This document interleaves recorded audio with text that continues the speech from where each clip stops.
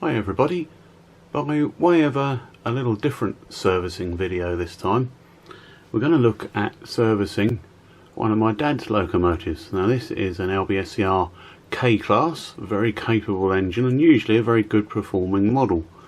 But recently, in the last video, I think it was the D-Day 75 video, she became a bit erratic running and the speed, there we are, she just dropped dead there.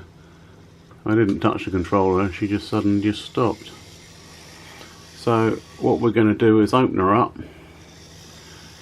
check the motor over, make sure everything is as it should be, and I thought it might be an interesting little journey for you guys to see how she's built. Now all the usual checks will be made to make sure that the pickups on the backs of the wheels are correct. And you can see she picks up on all wheels, including the front pony. There's quite a bit of dust there, but nothing particular there. There's plenty of oil, as you can see. Now this should be the fixing nut, so I'm going to get the correct nut spinner and we'll take the body off with any correct one. Just withdraw that nut, and I've got a pot organised for this. Let's just see. Yes, so the chassis comes away, revealing the motor inside. So what we have is an Airthix 1001 armature in a Hornby XO4 frame, which was a common thing Dad did. 5-pole motor or 5-pole armature made it quite powerful. The magnets really feeble, so we're going to have to use the magnet recharger on this as well. Commutator's not too bad, just looking at that. So I'm suspecting it is the return through the chassis path that is actually letting this down. So we need to go ahead and make sure that the screw's properly seated and that this clip is clean behind the brush. All pretty standard things with this kind of motor. We've got the gears there, which are 40:1 gears. That's standard for normal locos like this. Okay, so we've stripped the motor down, took his brushes out. There's the chassis, and we can confirm that everything is as expected, nice and free running. But we will just check, make sure that conductivity can be gained there, because that's where the motor is mounted, and that is where it receives its return earth through the chassis. So we'll check that. Brush is not too dirty, same for the commutator, but we'll give that a clean. Now I'm sure you've seen this 100 times before. And then very carefully, let's see if the camera is focusing. The trouble is, it's very difficult to work, have lights. It doesn't look too bad.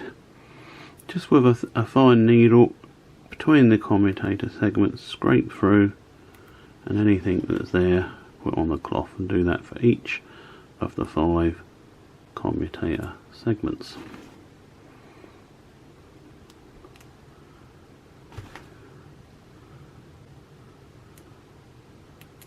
This just ensures that arcing and sparking doesn't take place, and we've got a good solid switch in between. Also want to clean out in the front where the bearing is, just to make sure there's no muck built up there. Then, as always, I use IPA cleaning fluid because it's safe and evaporates. Even that there, you see, that will go during the making of this film. You'll notice that will just vanish. And then just with a cotton bud, and try and use a paper stick cotton bud. Plastic ones are terrible for the environment. Just clean up the commutator and swap ends. You see it's coming up a nice coppery colour. Now it's up to you what you do, but please, if you're taking my advice, do not burnish the commutator at all. It's absolutely pointless. All you'll actually do is add loads of little fine scratches to it, which will fill up with carbon from the brushes soon afterwards. So let it be as it's designed to be. The brushes will smooth the commutator off. As you can see, it's nice and clean and smooth, and all it needs is a clean like that, nothing more. Now I'll just do the brushes and come back. That's so simple that you don't need to see that. Right, this marvellous machine is the magnet remagnetizer. It's been covered in a couple of videos in the past. I think one on Mike's Movies and one on Model Railways Unlimited.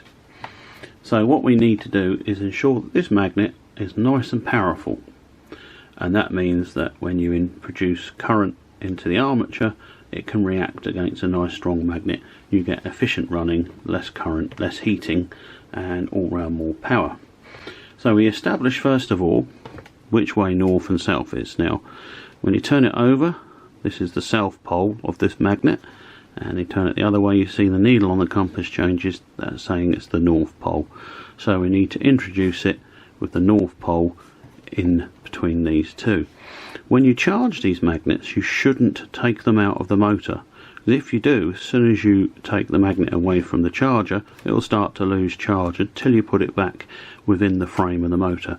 So charge it within the frame, and what that requires is removing the little brass bolt and the spring pickup, and then you can get a nice clamp between these two pieces. I'll show you that in a minute, but I'll just do this off camera because it's easier.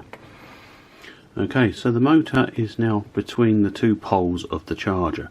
It's got barely enough strength. You see how sloppy it is there, even to hold itself in place. And it's correctly aligned. As you see, I've marked here top for 1001, so that is indeed the top.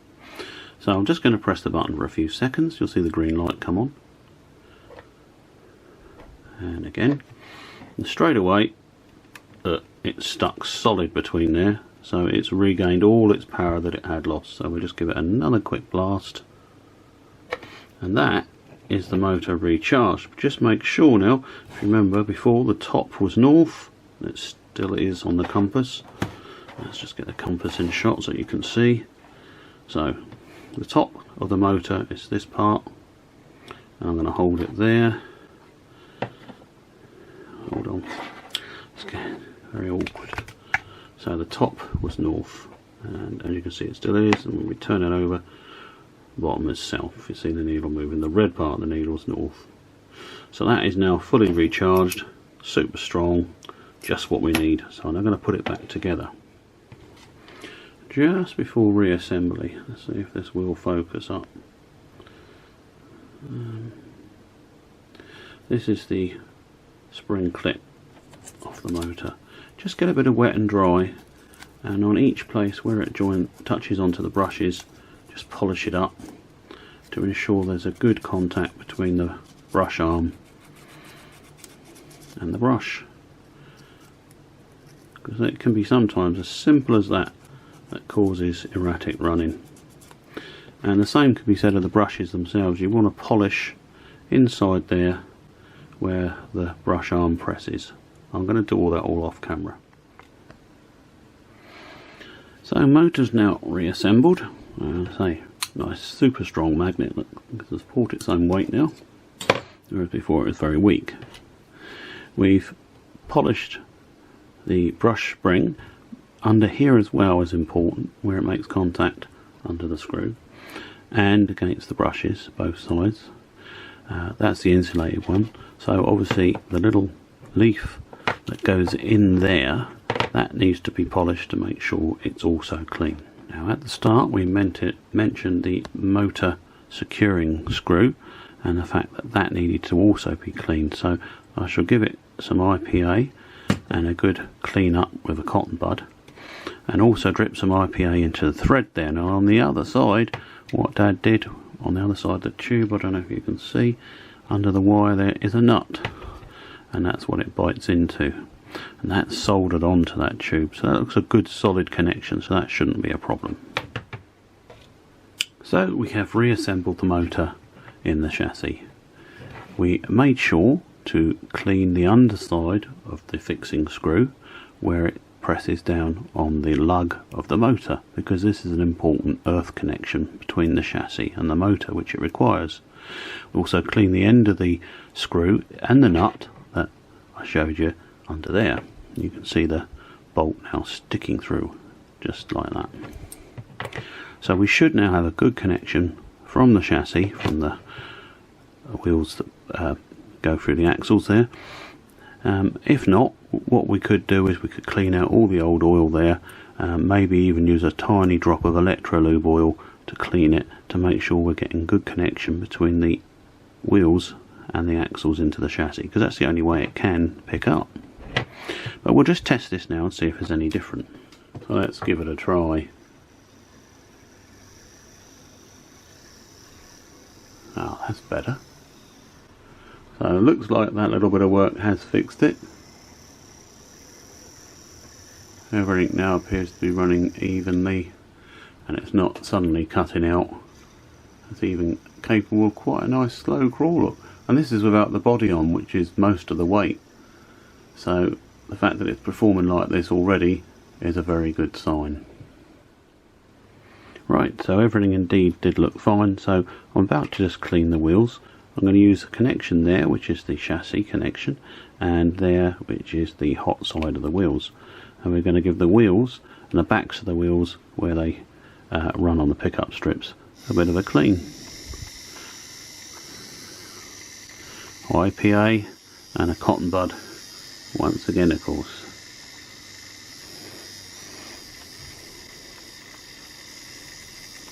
You can see the dirt is coming off.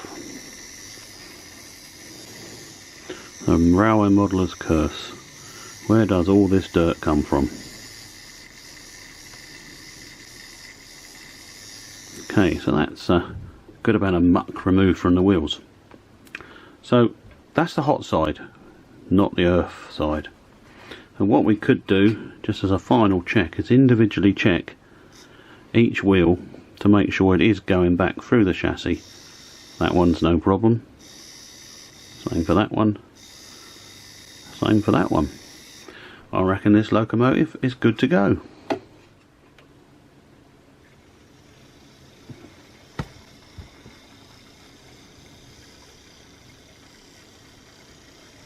So there we go.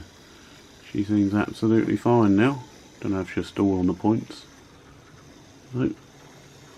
Straight across them. So Dad built his locomotives on very sound principles. Principles that had been proven by Triang and Hornby back in the day. Very simple open frame motors, lots of power, lots of weight, as many pickups on the wheels as possible, and easily serviceable. Now you just watch me service that one. Obviously some of these are built differently. These Craftsman brass ones are built differently. Some have the Portiscat cordless motors fitted, but generally speaking Dad favoured the open frame XO4 or Airfix 1001 types because of their simplicity and durability. So no doubt we will be seeing more of this lovely locomotive in action in future videos. Cheerio for now.